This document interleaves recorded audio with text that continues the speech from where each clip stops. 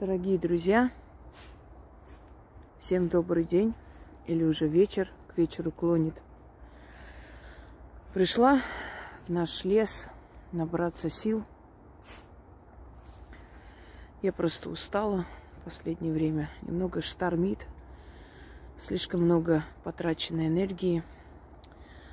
На днях много людей написали, попросили помочь облегчить уход их родных и близких. Эта работа непростая, требует много сил. И, естественно, устаешь, изматывается организм. И прихожу в лес, чтобы набраться сил. Хочу немного рассказать про лес, про магию леса и про лесных духов. Я сняла целую лекцию, поэтому попросила бы вас посмотреть, немного освежить в памяти. Потому что то, что там сказано, вы нигде не услышите. Лес – таинственное место, обиталище духов. Почему я рекомендую вам оставить возле дерева? Хочу вам сказать, что после меня стали повторяться. Вот, оставляйте возле дерева. Но до этого никто не знал, что что-либо... Что это за... Доставили какие-то... Что что-либо нужно оставлять именно возле дерева. И почему возле дерева? У многих нет объяснений этому, потому как они не знают, как это объяснить. Но я вам скажу. Считалось, что на ветвях деревьев обитают духи. И если вы хотите, чтобы ваша просьба сразу же ушла в мир духов, то нужно оставлять там, где духи, где их обиталище, то есть деревья. Вот и оставляем откуп возле деревьев. Деревья считались проводниками между миром духов и людей, между живыми и мертвыми. Потому как корнями уходят в земле мертвые лежат. Хотя их тела только там, но в любом случае мир мертвых считался в древние времена, что находится в подземелье. А остальная часть дерева, она выглядывает в иной мир, в мир живых. Это необычные создания. Мы родились, мы видели деревья, лес. Поэтому для нас они как бы обыденная вещь, каждодневная. Не удивляемся, не поражаемся. Но если так задуматься, а ведь рядом с нами разнообразный мир. Мир разных жизней. И деревья – это необычный мир, необычные сущности, создания. А вот представьте себе, что они такие же живые души, понимающие с разумом и прочее, но просто не двигаются. Они так созданы. И вот мы с вами ходим посреди этих живых созданий, считая их всего лишь древесиной. А на самом деле это иная жизнь, это иной мир. Точно так же, как наши кошки, собаки. Это создание, то есть иная форма жизни. Но мы привыкли к этим созданиям, поэтому для нас они обычные жители нашей планеты. А на секунду представьте, они на нас не похожие существа, живые создания. Мы их воспринимаем как само собой разумеющиеся, но это далеко не так. Это иная форма жизни. Не зря, например, на Востоке считалось, что срезать плодовитое дерево – это все равно, как убить человека.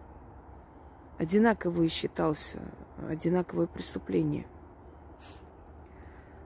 Магия деревьев. Все в магии взаимосвязано. все имеет смысл. Нет абсурда, нет случайностей, нет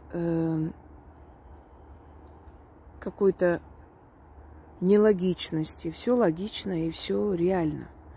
И запомните, нужно магию воспринимать не как мистику, а как науку. И магия, она реальная наука. Скажешь по-другому, будет по-другому услышано. Скажешь так, будет услышано именно так, как сказали.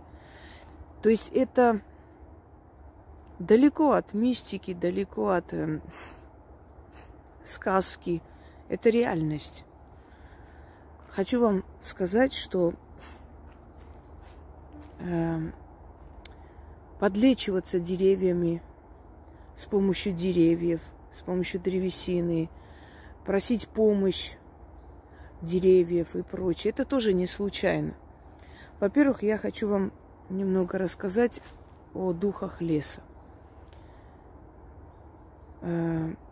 Леший, в других культурах лесовик, обитающий на просторах леса и является иногда в форме гриба. Гриб. Какой из грибов? Чаще всего мухомор. И его даже в мультфильмах так изображают. Вот мухомор и обернулся. Это же самый красивый гриб. Между прочим, я научу вас. И про мухомора. У меня мухомор дома лежит уже давно. Ждет ритуала. Вот, кстати, грибы. Вот там еще есть. Лучше, конечно, открыть лекцию «Лесные духи», там более подробно, чтобы времени не терять, поскольку это очень объемная тема. Люди, которые уходили в лес и не возвращались, и таких историй очень много у многих народов. Гиблые места леса. Бывали рассказы, когда человек заблудился в лесу, уснул и ночью проснулся от того, что там костры, пляски, песни, какие-то люди в старинных одеждах. И ему показалось, что какое-то невероятное нечто происходит, а на самом деле это были всего лишь лесные духи. А на утро это все исчезло. Все исчезло, и единственное, что было, напоминало, это костер. И он не мог поверить просто своим глазам, потому что поблизости не было ни селений, ни каких-то там поселений маленьких или больших. То есть никого не было, ни одной живой души. Такой момент я вам расскажу из своей практики. То есть мне рассказал человек, близкий мне, они искали солдат. Искали солдат, погибших после Великой Отечественной войны. И рядом была реконструкция. То есть рядом был там лагерь для подростков. И проводили иногда какие-то сцены боя, якобы в лесу и прочее. То есть развлекающие такие моменты. И вот эти две группы, одна часть поисковиков, другая часть артековцы, они находились практически в одном лесу. И вот человек говорит, что не могли найти. Я уже рассказывала об этом, не буду называть, кто этот человек мне, но неважно. Не могли найти. Вот по всем, как бы, справкам говорится о том, что здесь была дивизия, погибли они, и, должны найти, не могут найти солдат. Перерыли все и решили, что это последняя ночь, если что, утром уходим, потому как, что терять время зря? Нет, значит, может быть, уже нашли, может быть, и останки, слишком глубоко находятся, почва такая, то есть ничего не сохранилось. Не нашли, и все. Сидят у костра, курят, и подходит такой мужик в военной форме 40-х годов.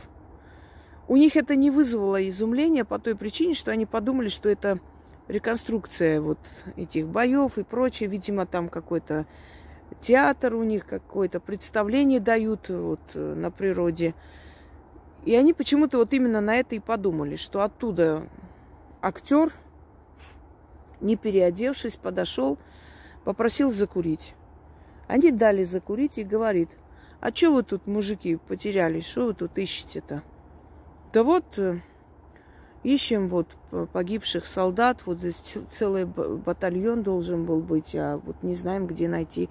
Перерыли все и не можем найти. И он сказал: а вот не там ищете вы. Вон там 3 дерева. Там под этими деревьями мой батальон лежит. А я через, чуть дальше, там на 20 метров. Сказал он, отвернулся и ушел. И они были поражены. Они не поняли, то ли это шутка неудачная, то ли какая-то вообще ерунда, или им показалось. Но на утро решили проверить. И вот возле этих деревьев нашли всех. Нашли целый батальон, а через 20 метров нашли их командира. И нашли жетон с его фамилией. И все подтвердилось.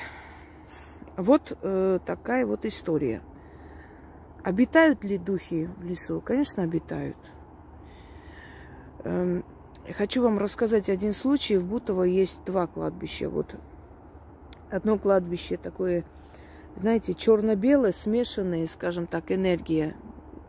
Обычная энергия. Там есть и, естественно, погибшие, убитые люди, есть и своей смертью умершие. Обычное кладбище.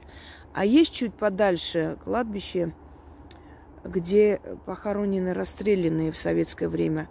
И основная часть – это лес, в лесу захоронены. И там очень такой богатый, очень красивый, очень здоровый лес. Но вы не удивляйтесь, потому как, где красивее и лучше растут деревья? Там, где могилы. Они питаются прахом человеческим и растут. И мы ехали как-то вечером, даже еще не ночь, вот такое время, чуть, может быть, потемнее, сумерки. И меня обуял такой жуткий страх внутренний, такая жуть. Я еще не знала, где мы. И я спрашиваю: а где мы вообще? Что это за место? И вот девушка была за рулем, она говорит: это лес, где хоронили расстрелянных во время сталинского режима. И вот эти тени, которые выходили. Я понимала, что это жуткое какое-то страшное место страданий, казни. Но вот историю пока не знала этого леса. Недавно приехала в Москву. И я поняла, почему такое жуткое состояние. Леса в Татарстане. Очень красивая страна. Вот кто был в Татарстане, если не были, как-то съездите туда. Посмотрите мечеть Эль-Шариф, он очень красивый. Правда, современный, но в любом случае я там тюбет купила отцу своей подруги. Он был очень ошарашен, потому что там вышито золотом, очень красивый такой. Я ему подарила, они татары. И лес Татарстана. Елабуга. Челны, набережные, да, по-моему, набережные Челны, так называют. И едешь, бесконечный, бескрайний лес. Выглядывают оттуда определенные такие силуэты. Я сначала подумала, что это люди, потому что они очень четкие. А потом я начала снимать на телефон. А потом уже, когда мы стали подъезжать к этим местам, там кресты и места аварий. То есть я поняла, о чем речь. Вы знаете, этот телефон у меня сломался навеки вечные. Я возила к разным мастерам, очень хотела эти кадры оттуда вытащить, но ни в какую, невозможно. Все, сказали: нет, это там вся память удалена. В общем, она вот невозможно восстановить. И я поняла, что, значит, силы просто не захотели, чтобы я это показала. Они раскрывают нам тайны, секреты по чуть-чуть. Вот у некоторых нет никак понимания, например, про то же ясновидение. Объясняешь? Понимаете, друзья мои,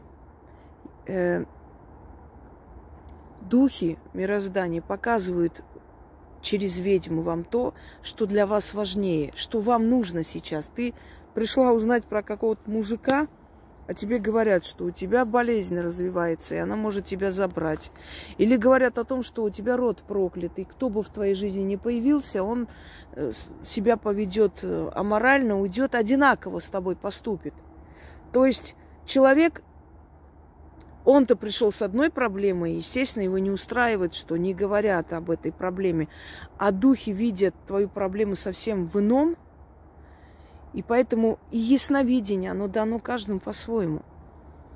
Кому-то, понимаете, есть человек, например, образован, начитан, он может объяснить те явления, те картинки, которые приходят ему в голову. Потому что он знает, что вот пришла картинка, вот это про вот этот город, вот это про такую-то статую.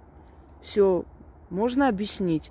А есть люди, которые в жизни не выходили дальше своего села, ничего не знают, им приходят такие картинки, они не понимают, они объясняют, вроде описывают, вот это вот так выглядит. И нужно угадать и понять, о чем говорит этот человек. Это не говорит, что у этого человека ясновидение меньше. Это говорит о том, что она не может это объяснить, поскольку у нее образования не хватает, знаний не хватает. Вот именно поэтому и всегда поощрялось, да, узнавать больше, изучать. Это помогает, и помогает и одаренным людям в том числе. И ясновидение у всех разное. У каждого человека по-своему. Кому-то показывают просто всю картину, кому-то показывают кусками, кому-то показывают что-то такое, и он должен напрягать свое, скажем так, воображение, чтобы понять, о чем, что хотят сказать, и передать тому человеку, который пришел, да, вопрошающему. Все очень сложно и непросто. С одной стороны, и объяснить можно легко, с другой стороны, это очень глубинные знания. Тоже не сказать, что легче простого это узнать и объяснить, смотря с какой стороны посмотришь. Но профессионал всегда найдет слова, чтобы донести до вас, что и как означает. Вот магия леса. Почему это дерево можно, а другое нельзя? Я когда, например, обсуждала такие вот абсурдные ритуалки определенных личностей, я почему это сказала? Потому что все в магии имеет значение. Смотрите, почему к одному дереву идут подлечиваться, а другому дереву идут отдавать болезни. Да, ну, подлечиваться, имею в виду, неправильно сказать, подлечиваться, это как раз отдать болезни, набраться энергии. К одному дереву идут набраться энергии, к другому дереву идут подлечиваться. Да, вот так правильно. Потому что есть деревья-доноры, а есть деревья-вампиры. Дуб – это донор. Дуб – это считалось издревле, что это двери в потусторонний мир, в мир духов. Что именно на ветвях дуба обитают самые сильные духи мироздания. Почему говорят, то есть изображают род в виде дуба могучего? Почему во многих легендах дерево жизни именно дуб? Дуб – донор. Дуб дает энергию, силу. Но дуб любит людей искренних, не любит хитроумных, не любит таких продуманных, отталкивает от себя. Если человек идет к дубу с честной душой, с чистыми намерениями, то дуб отдает энергию человеку. Поэтому с дубом связаны и защита рода, защита семьи. То есть связывают с дубом. У дуба просят помощи. Далее, например, чтобы твое желание сбылось, издревле делали следующее. Привязывали красную платок или ленту к дереву, к ветке дерева, а под деревом закапывали монету. И желание сбывалось. Но этому тоже нужно научить именно как это делать, потому что не просто так привязать. И у многих культур есть привязывание к дереву этих лент. Если вы видели, дерево счастья, дерево желания называется. Вот дуб донор, береза донор. Но береза обладает энергией женской. Она очень такая чувствительная энергия березы. Береза может соединить влюбленных. Береза забирает боль, депрессию. Хотя она сама по себе депрессивное дерево, все время плачет. Но чужую депрессию, боль может забрать. А вот на осине подлечивается. Осина вампир. Возле осины, если стоять, вы не возьмете никакой энергии. Вас будет мутить, вам станет дурно, вам станет плохо. Осина забирает энергию. Но в то же самое время на осину можно скинуть и болезнь. Она и болезнь заберет. Именно осиновые лучинки вот эти сжигают для того, чтобы отгонять злых духов. Потому что вампиризирующее дерево, она всасывает с пространства все это, понимаете? Донор – тополь. Но тополь немножко такой нейтральный донор. Он в основном уравновешивает все. Тополя сажают для того, чтобы тополь забирал, поглощал отрицательную энергию, например, в городах, и отдавал положительную энергию. Тополь донор, но нейтральный донор. Он может уравновешивать человека, психику, успокаивать. Вот если гулять в тополиных таких аллеях, то становится как-то легче. Клен обладает такой же силой уравновешивания. Если человек боялся там дороги, был не уверен, в древние времена, да и сейчас не меньше разбойников в дороге, да, с большой дороги, то брал с собой, например, листья тополя или дуба. Считалось, что они охраняют в пути, дают равновесие, успокаивают. Сосна – очень сильный донор. Сосновый лес успокаивает. Вот он, сосновый лес. Дает покой, уравновешивает психику. Кроме всего прочего, сосна источает природный эфир, который незаметно, но успокаивает. Вот те эфирные масла, которые продают, которые как бы они должны успокоить. Для чего эфирные масла? Они успокаивают нервную систему. И окуривались с древних времен, там бахур, например, тот же самый восточный. Бахур, он тоже состоит из эфировых масел и так далее. Тот же кальян, который курили, успокаивались. Не советую вам курить, конечно, но просто в кальян тоже добавляли эфирные масла, добавки всякие эфирные, капали или там кубиками добавляли. Эфирные масла, природные, настоящие, они успокаивают нервную систему. Но, к сожалению, сейчас очень много химических элементов перемешано, поэтому настоящих эфирных масел, редко можно найти, достать. Больше ароматизаторов там добавляют. Они не успокаивают, а наоборот раздражают нервную систему и мозговую систему. А вот сосна, например, источает вот этот эфир. И в огромном количестве. Поэтому, кто живет возле соснового леса, у них постепенно уравновешивается психика, успокаивается. Если у вашего ребенка, например, падучая болезнь или нервный тик, надо очень много гулять в сосновом лесу. Вот когда я нахожу время выходить, гулять по лесу, мне становится спокойнее. У меня вот это все отрицательные эмоции, энергии эти все уходят. Понимаете, я живу в мире постоянной боли людей, постоянных трудностей. Ко мне приходят, когда людям плохо. Они же не приходят ко мне на свадьбу приглашать и на день рождения. Они приходят, когда кто-то болеет, кто-то умирает, у кого-то дома проблемы и так далее. Приходят за решением этих проблем. Естественно, ты все время подпитываешься вот этими отрицательными эмоциями, этой болью людей и прочее. И это нужно куда-то скинуть. И поскольку не всегда бывает времени на себя и скинуть, это все накапливается, понимаете? Накапливается, ты начинаешь плохо себя чувствовать, устаешь, нервная система изнашивается. Это нормально, в принципе. Как бы человек не был сильный, но В любом случае возраст берет свое, и уже не справляется, скажем так, твоя система организма с этим всем. Поэтому приходится это все скидывать. Прогулки, смена обстановки, но больше всего лес. Запомните, есть деревья-доноры, есть деревья-вампиры.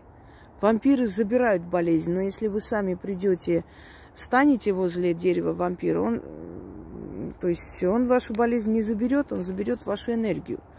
Поэтому с вампирами нужно поосторожнее, и работают с ними практики, естественно. И если скидывать болезнь, то вас научат практике.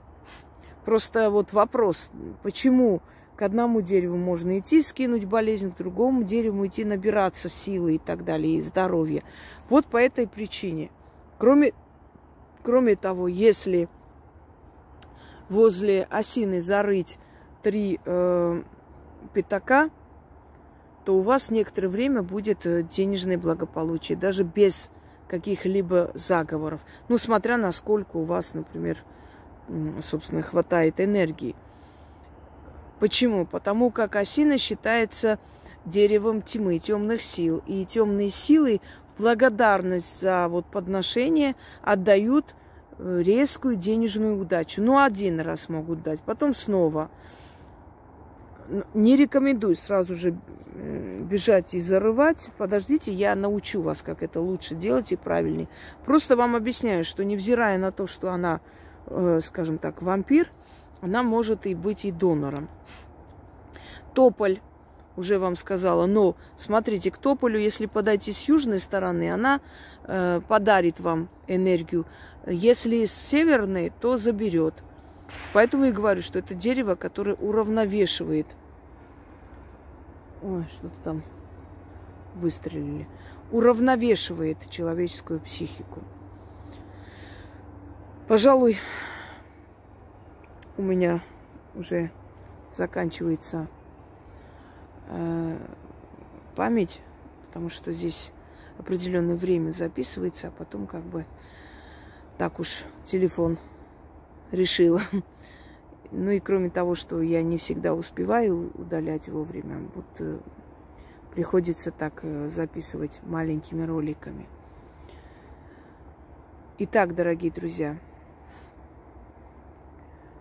выходите почаще, берите энергию леса, невзирая ни на что, какая бы у вас ни была, то есть какое бы ни было внутреннее состояние, усталость, неврозность, но все-таки найдите в себе силы, заставьте себя выходить, у вас резко все изменится. Просто поменяется резко. И вы даже не заметите, как перестроится ваше отрицательное состояние на положительное.